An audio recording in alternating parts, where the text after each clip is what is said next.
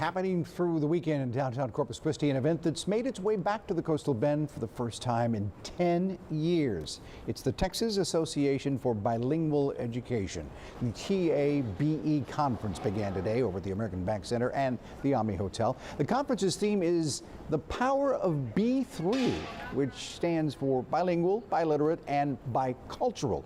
It's expected to host more than 1,500 people, rolling out info sessions that talk about the best ways to incorporate bilingual and ESL teaching strategies for dual language students. So having a strong advocacy for our bilingual students in the region, in Texas, in the U.S. is very critical, especially at this time.